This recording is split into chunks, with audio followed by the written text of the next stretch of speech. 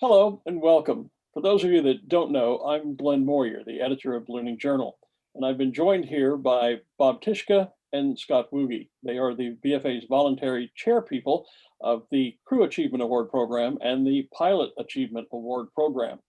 Now, these two programs have been around for a while. They're certainly not new, but we find that not every BFA member is aware of them, and even fewer sometimes are taking advantage of them.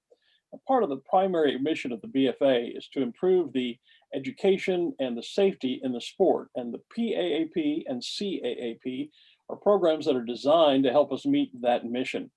I'm proud to say that back in the early 1990s, when I lived in California and was first learning to fly, one of my crew members then was among the first to achieve a master crew chief level in the BFA's CAAP program. So again, these have been around for a while. Now, each program is structured like climbing a ladder. There are different rungs or different levels of achievement that you can reach, and each level can be achieved through a variety of paths. Every individual won't follow the same direction or the same path. But the higher you climb, the more levels you try to achieve, the more difficult and demanding the tasks become as you move from one level up to the next. But rather than me sit here and lecture you about the programs, I invited Bob and Scott to join me so they can tell you a little bit about each of these two programs. So, gentlemen, give us a brief overview of the program that you oversee. I oversee the Crew Achievement Awards program, and I've been in charge of it for about 10 years now. And I think it's a great program for balloonists. It enhances safety. I think it makes things more consistent amongst the crew members. And that in turn makes it easier on the pilot and make sure they have better flights for sponsors, passengers, etc. And Scott, what about pilot achievement? Good evening, good morning, wherever you are, but thanks for having me. The pilot achievement has been around since 1982, I believe, and revised in 1990 and several times since then. And as like you said, is the ladder of learning. In any activity that we take place, we reach a plateau of our knowledge and our skills. And the Pilot Achievement Award program is to set those goals and always have learning going on with the pilot. Accomplishing little steps along the way makes us all better. So, I guess for simplicity's sake, I'll ask Bob and then we'll go to Scott. We'll go crew first and then pilot achievement. But so, who should be participating in these programs and why should they be participating? Bob, we'll start with you. I think all balloonists, whether they be pilot or crew, should participate. Again, it's designed to help increase safety, standardizes procedures, and makes things more consistent every time you go to fly, no matter if you're flying just a couple of friends locally or you're at some event somewhere or even Fiesta. The pilot will know that his crew has the proper training and they're trained to a certain level. He knows what to expect of them. If he gets new crew, he has an outline on which to train them and have his current crew help train the new people up to that level also. And from a Pilot Achievement Award program level, I agree with Bob. All pilots should be involved with the Pilot Achievement Award program for safety and push themselves past their private or past their commercial to enhance that safety as their career goes on. They should also be involved with the Crew Achievement Award program. They will learn stuff there and or relearn little items that make their crew even more cohesive and safer. Well, you stole one of my questions, but that's okay because we were going to talk about that a little later. Oh, sorry. That's all right. Whether or not pilots should be participating in the crew program. The two of you have monitored, have supervised these programs as volunteers for a number of years now. Taking away 2020, because we know that was such a completely different year because of the pandemic and the lack of flying and everything.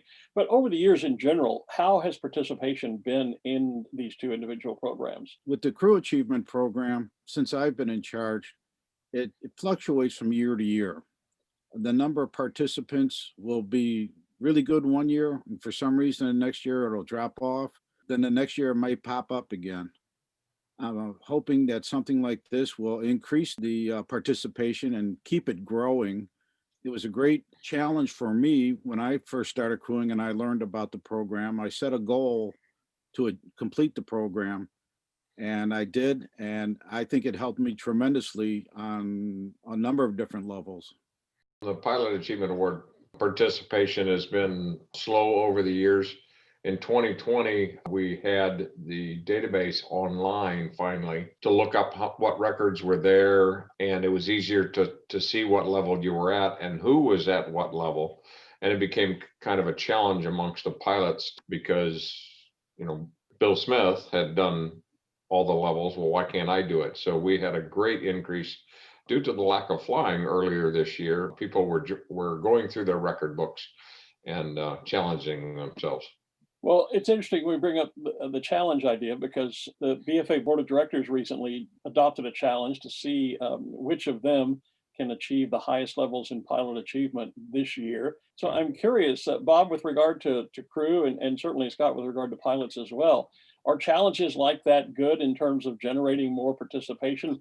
For example, could a regional club perhaps create a challenge for its pilot members and its crew members to take part in these programs and see how many of their members can progress into what levels? Would you like to see something like that happening?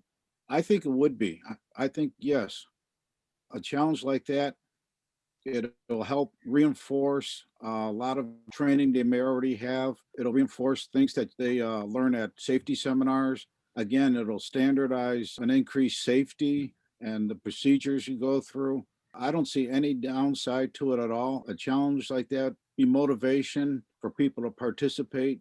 It'll help pilots retain crew also and maybe recruit more crew people and members of the clubs if they have a challenge also.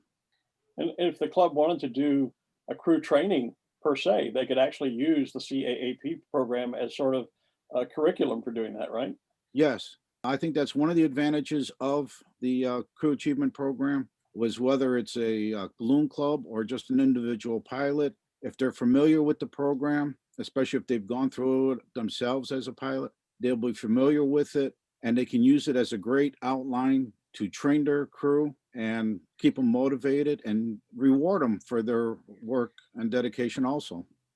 What about participation over the years that you've seen this? Those people who have gone through the programs and achieved various levels, and not necessarily perhaps have gone all the way to the top, but they have seen achievement. What is their reaction? What do they tell you about their having been involved?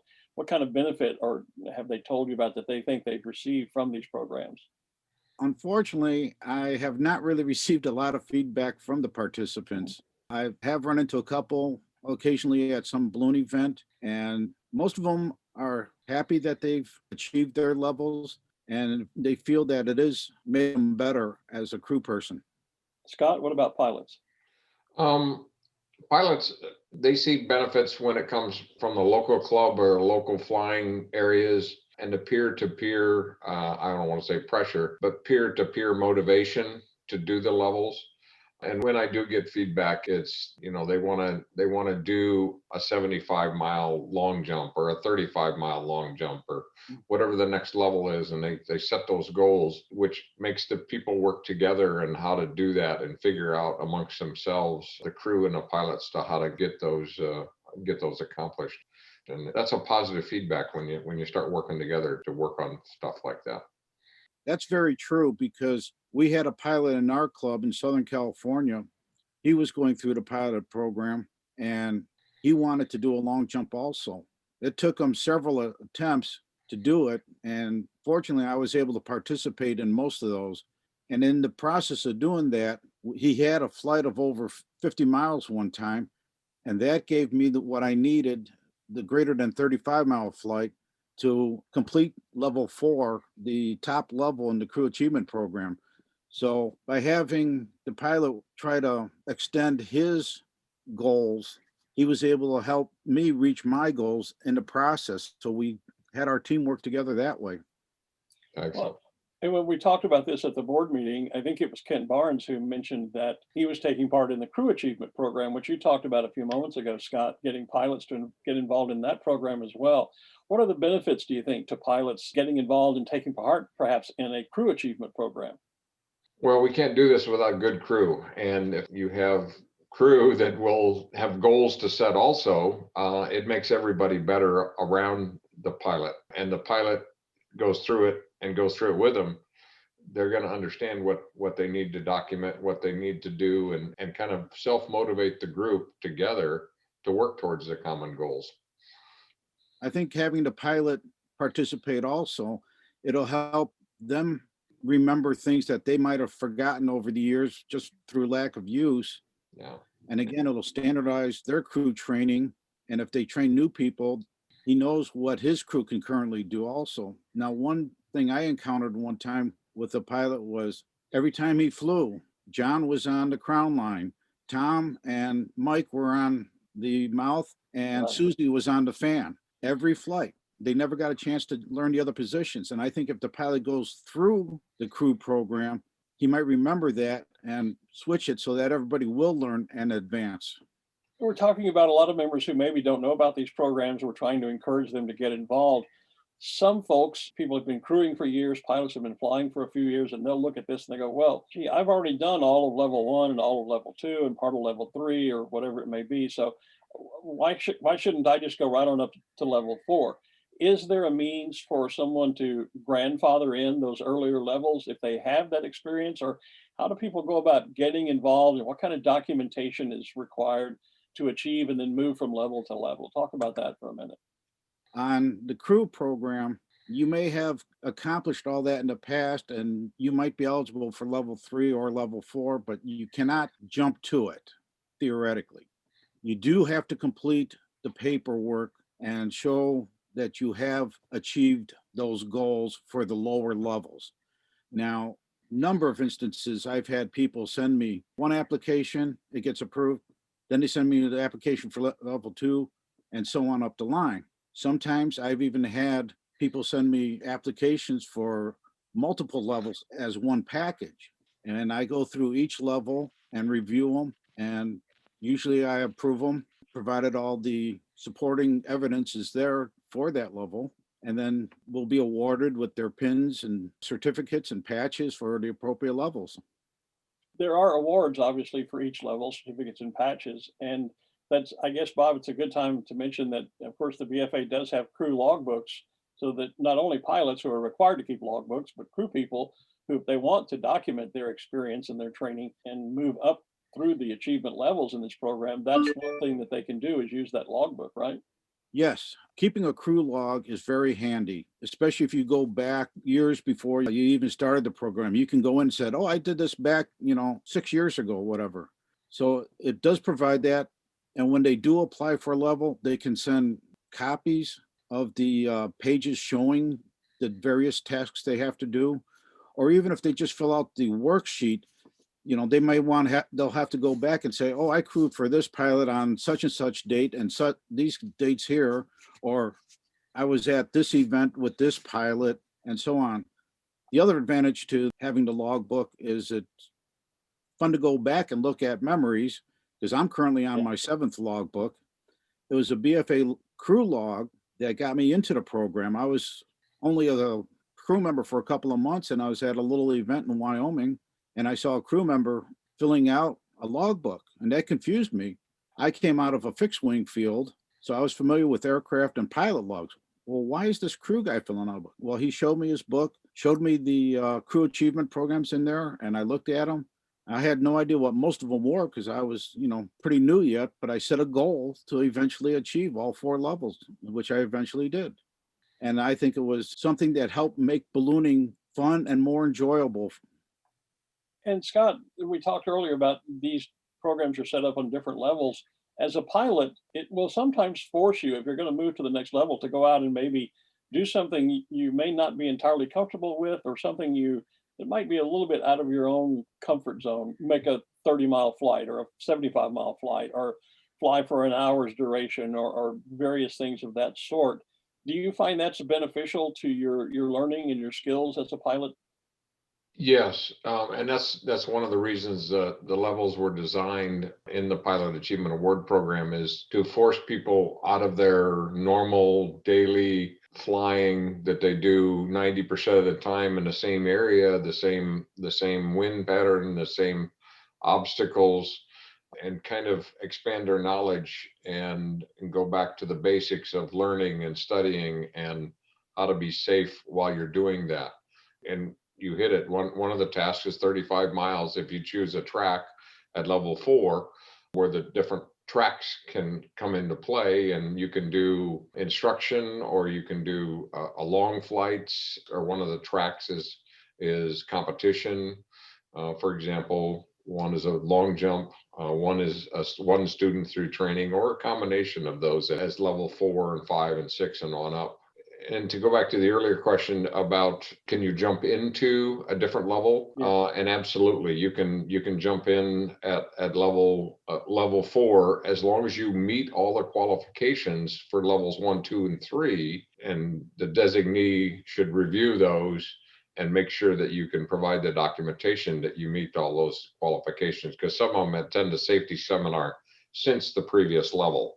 So there's some time elements involved there. And as long as you meet those qualifications, you can jump right to level 4 and start there. And you only get the pins for the level you pay for. So if you want to go to level 4, you can pay the fee, and that pays for the certificate and the pins to mail that to you.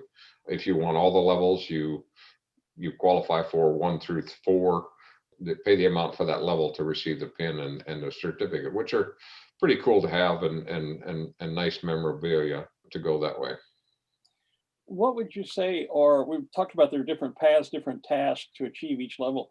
In your own opinions, what do you think is perhaps the most difficult, or not maybe difficult, the most challenging task in each program? You like that choice of words? Yeah, I like that choice of words. Probably level 5 is where a lot of pilots, I won't say that, I don't want to use the word struggle, but it seems to be the area where there's a lot of 1 through 4s. Level 5 and 6, those seems to be, because that's the one where you have to have a commercial ticket at that point, and then you've got to do a planned flight, which is a little bit challenging for documentation. And then you get into, a long jump over 75 miles, or 10 additional BFA tasks, which is easy for some people, or 1 student through private. So the planned flight and the upgraded tasks for levels 5 and 6 seems to be the hardest. And Bob, what about in the crew program? Well, the hardest tasks would be at level 4, which is the top level, but there's a variety that people can choose from. I went through and did a flight greater than 35 miles, or actually it was a chase on of a flight of 35 miles or more. You have the option of crewing for a sanctioned competition flight, or crewing for an airship. I believe gas balloons is an option also. So it depends on what's in your area that you might have a chance to work on. If you're in an area where there's very few balloonists, it might be hard to get some of those. And that's the challenge there. Assuming we've interested some folks in getting involved in this programs now, the obvious question, where do I get more information? Obviously, they can contact either of you. Your contact information is in Ballooning Journal in the BFA resources page, and obviously on the website, I'm sure. Are there brochures? Are there pamphlets they can get from the BFA office that outline the program? How does someone go about learning a bit more about these programs and whether they want to be involved? Well, on the Crew Achievement Program, on the BFA website under Education, go in to, it says Crew Achievement. It lists all the tasks for each level. There's all the forms you need to complete and submit to complete those levels. There's also a new pamphlet out that's a summary of the program. And when you open it up, it's a 1 page of a logbook that they can start filling out and keeping records as they begin their crewing, until they can get a logbook or get the forms needed to document their participation. Another resource is the crew logbook. There's a list of the tasks for each level. So that's a handy reminder also. Also found under BFA website under Education is a Pilot Achievement Program. It has all of the forms there, and the handbook is there, and the list of the designees there, which are basically any DPE, any current or past BFA board member or past DPE. And you can also look up any of the participants that have done it in the past by a searchable database. And if you want to go see if your instructor or the person that trained you has ever participated, or your friends that you fly with, You can do a search on that.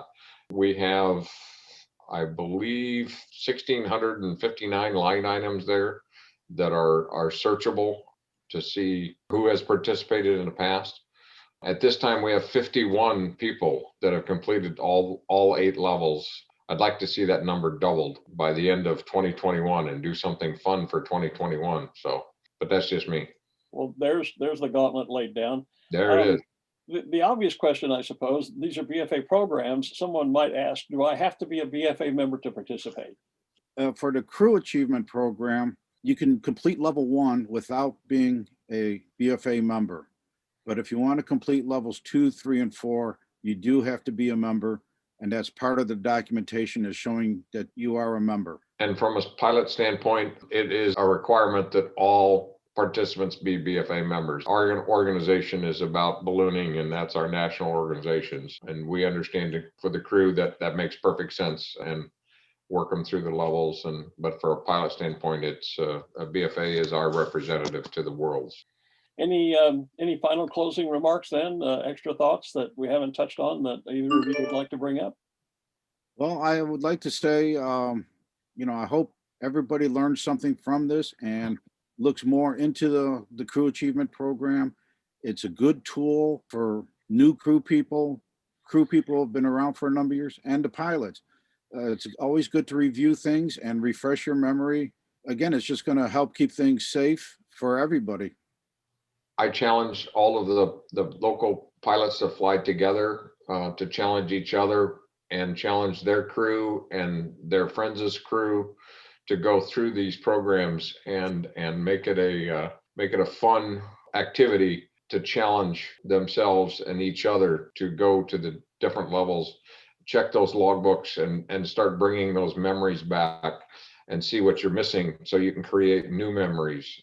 Some of the best memories I have are through this program, the challenges that have put me forth, trying to figure out when the first time I flew in an unfamiliar area, the first time that I flew to 5,000 feet, my first long jump, and brings back a lot of memories. And when I was doing those, trying to set those up, and the crew got involved, how to help me achieve those different milestones. And it was rewarding, let's just put it that way.